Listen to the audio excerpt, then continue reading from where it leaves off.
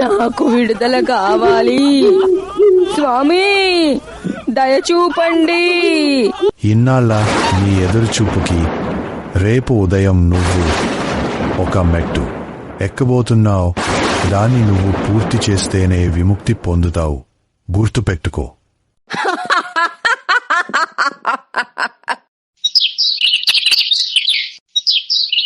అమ్మా, నేను ఆడుకోవడానికి వెళ్తున్నాను. నా రూపం మారింది. అమ్మా, నేను ఈరోజు స్కూల్కి వెళ్ళను. నాకు బాగా బోర్ కొడుతోందమ్మా. ఫ్రెండ్స్ తో వెళ్ళి ఆడుకుంటానమ్మా.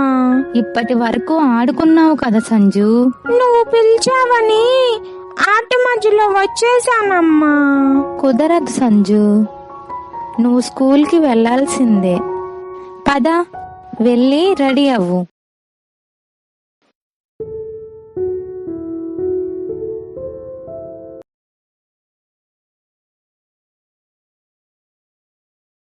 బాగా బోర్ కొడుతోంది. కాసేపు అలా బయటికి వెళ్ళి తిరుగుదాం. టీచర్ కూడా లేరుగా. ఎవరైనా రండిరా, వచ్చి నా చెట్టు మొదటి పండును తినండిరా. రండిరా.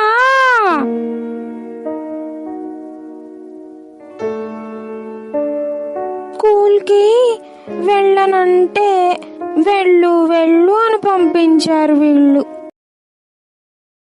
ఏంటి అక్కడ ఏదో అడవిలాగా కనిపిస్తోంది.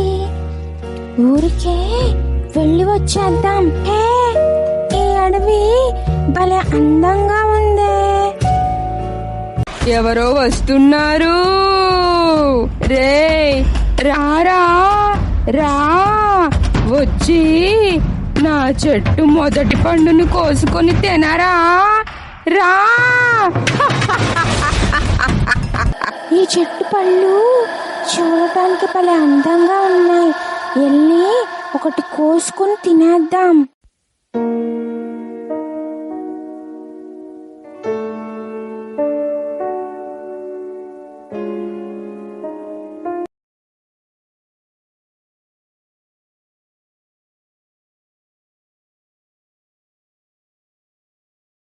సంజు, ఇంకా నిద్రపో, రేపు స్కూల్కి వెళ్ళాలి.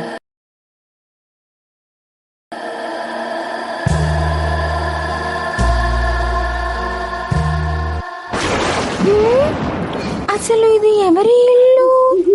నేను ఇక్కడికి ఎలా వచ్చాను? అమ్మ వాళ్ళు ఎక్కడ ఉన్నారు? రారా రా. అమ్మో, మొత్తం చీకటిగా ఉంది. అసలు ఎవ్వరూ లేరు.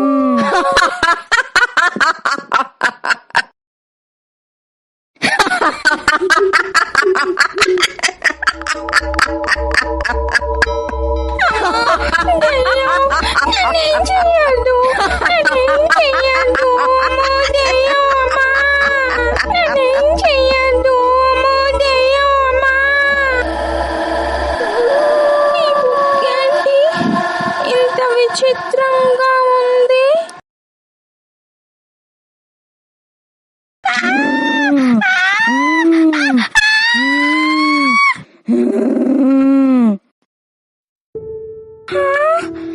ఏంటి ఇదంతా నా కళ?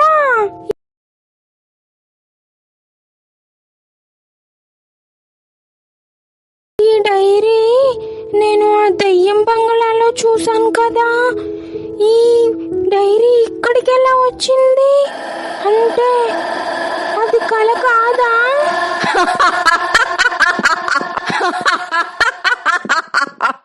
అసలు ఏం జరుగుతుందో ఏమీ అర్థం కావడం లేదు. అమ్మ వాళ్ళకు చెప్పేద్దామా? వద్దులే, చెప్పొద్దులే. సంజు, వెళ్ళి స్నానం చేసిరా, ఏమైనా తిందువు గాని.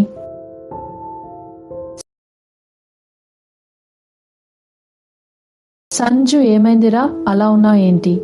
ఏం లేదులే అమ్మా. పప్పలు తిందురా.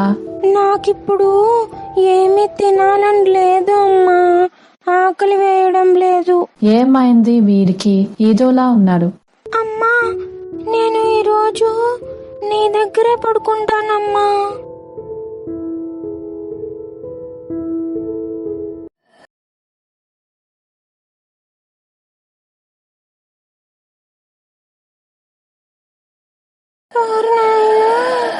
మళ్ళీ ఎక్కడికో వచ్చేసాను.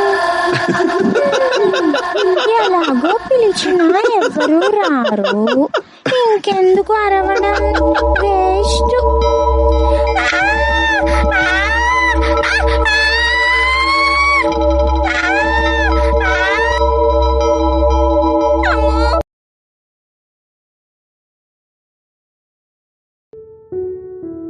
సంజు, ఎందుకు నాన్న ఏడుస్తున్నావు? ఏదో అయింది, నువ్వు నాకు ఇప్పుడు చెప్పాల్సిందే. అదమ్మా జరిగింది. నేను మొన్న స్కూల్ నుంచి బయటికి వెళ్ళిపోయి ఒక అడవిలోకి వెళ్ళాను. అప్పటి నుంచి నాకు ఇలా జరుగుతుందమ్మా, చాలా భయంగా ఉంటుందమ్మా. పద సంజు, ఇప్పుడే ఆ అడవిలోకి వెళ్దాం. ఇదిగో అమ్మా, ఈ అడవిలోకి నేను వచ్చాను. అమ్మా, ఇక్కడే నేను ఆ పండు బాగుందని కోసుకొని తిన్నానమ్మా. వచ్చావా? నీకోసమే ఎదురు చూస్తున్నానురా. నువ్వు వస్తావని నాకు బాగా తెలుసురా. ఎవరు నువ్వు? ఎందుకు నా కొడుకుని బాధ పెడుతున్నావు? నేను చెప్పేది జాగ్రత్తగా వినండి. నేను చెప్పింది చేసే వరకు నీ కొడుకుకి ఈ బాధ తప్పదు. నా కొడుకు ఏం చెయ్యాలి? అయితే ముందు మీరు నా గతం తెలుసుకోవాలి. ఇలా ఎన్ని రోజులు చూస్తూనే ఉంటావు? వెళ్ళి నీ ప్రేమ విషయం చెప్పేయచ్చు కదా. హా, చెప్తానే, కంగారెందుకు? అయినా నా అందాన్ని చూసి నో చెప్పేవాళ్ళు ఎవరైనా ఉంటారా చెప్పు? ఓకేనే, నాకు చాలా బోర్ కొడుతోంది. పదండి, సరదాగా అలా ట్రిప్కి వెళ్ళొద్దాం. ఈ ఫారెస్ట్ చాలా బ్యూటిఫుల్ గా ఉంది కదా.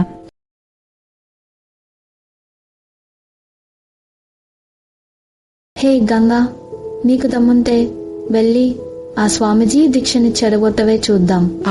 అవునే, నువ్వు అలా చేస్తే నీ లవ్ కూడా సక్సెస్ అవుతుంది. వెళ్ళవే, వెళ్ళు. అంతే కదా, ఇప్పుడు చూడండి, వెళ్ళి ఆ స్వామీజీ యొక్క దీక్షని ఎలా చెడగొడతాను.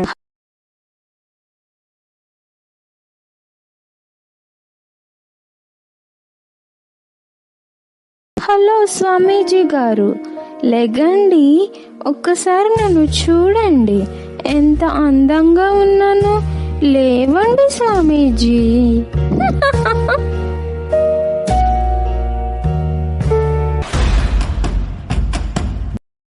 దుష్టురాలా, ఎప్పటి నుండో చేస్తున్న నా దీక్షకి భగ్నం కలిగించావు. నీకు నేను శాపం పెడుతున్నాను. ఇదే స్థలంలో నువ్వు ఒక చెట్టులాగా మారిపోవాలి. ఇదే నా శాపం. వద్దు స్వామీజీ, ప్లీజ్, తప్పైపోయింది, వద్దు. నన్ను క్షమించి మీ శాపాన్ని వెనక్కి తీసుకోండి స్వామీజీ, ప్లీజ్, నన్ను క్షమించండి. సరే, అయితే కొన్నాళ్ళ తర్వాత నువ్వు ఒక పండ్ల చెట్టుగా మారతావు. అప్పుడు మీ చెట్టు పండుని మొదటగా ఎవరు తింటారో వాళ్ళకి ఇదే దృశ్యం కలలోకి వస్తుంది. అప్పుడు వాళ్ళు నిన్ను నా దీక్షని చెడగొట్టకుండా ఆపితే నీ శాపం తొలగిపోయి మనిషిగా మారతావు. అది జరిగింది. నీ కలలోకి మళ్ళీ ఆ దృశ్యం వస్తుంది. అప్పుడు నువ్వు నన్ను ఆ స్వామీజీ దగ్గరికి వెళ్లకుండా ఆపాలి. అప్పుడే నాకు శాపం కలగదు, నాకు ఈ బాధ ఉండదు. అర్థమైందా? ఆ దృశ్యం ఎప్పుడు వస్తుంది? ఆ స్వప్నం వచ్చే వరకు మీరు ఎదురు చూడాల్సిందే. ఒకవేళ నువ్వు చెయ్యలేకపోతే నువ్వు శాశ్వతంగా అదే కలలో ఉండిపోతావు. గుర్తుపెట్టుకో. నా కొడుకుతో పాటు నేను కూడా ఆ కలలోకి వెళ్తాను. సరే, అయితే నువ్వు కూడా నా చెట్టు నుండి ఒక పండును కోసుకొని తిను. నువ్వు కూడా నీ కొడుకుతో పాటే స్వప్నంలోకి వెళతావు. మనం ఆ ఇంట్లోకి వెళ్ళొద్దు. పద, పారిపోదాం.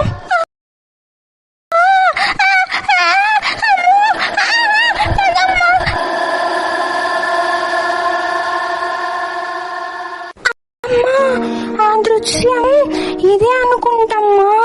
వెళ్ళి ఆ అక్కని ఆ స్వామీజీ దగ్గరికి వెళ్ళకుండా ఆపుతాం. పదా. అక్క అక్క, నువ్వు ఆ స్వామీజీ దగ్గరికి వెళ్ళొద్దక్క. నేను చెప్పేది వినక్క. ఇలా చూడు బాబు, నేను వెళ్తాను, నువ్వు నన్ను ఆపలేవు. అర్థమైందా? ఇలా చూడు అమ్మా, అక్కడికి వెళ్తే నీకు ఆ స్వామీజీ శాపం పెడతాడు. మా మాట విను. చూడండి, నేను అలాంటివి అస్సలు నమ్మను. ముందు మీరు ఇక్కడ నుంచి వెళ్ళిపోండి. నీకు అందరికంటే బాగా ఇష్టమైన వ్యక్తి ఎవరో చెప్పు. నాకు మా నాన్న అంటే చాలా ఇష్టం. ఎందుకు నీకు? అయితే మీ నాన్న మీద ఒట్టు, నువ్వు ఆ స్వామీజీ దగ్గరికి వెళ్ళడానికి వీల్లేదు. షట్, నువ్వు మా నాన్న మీద ఒట్టు వేసి తప్పు చేసావు. సర్లే ఫ్రెండ్స్, నేను ఆ స్వామీజీ దగ్గరికి వెళ్ళను. ఓకేనా? పదండి, వేరే ప్లేస్ కి వెళ్దాం. అమ్మయ్యా, అమ్మా, మన ప్రాబ్లం సాల్వ్ అయిపోయిందమ్మా.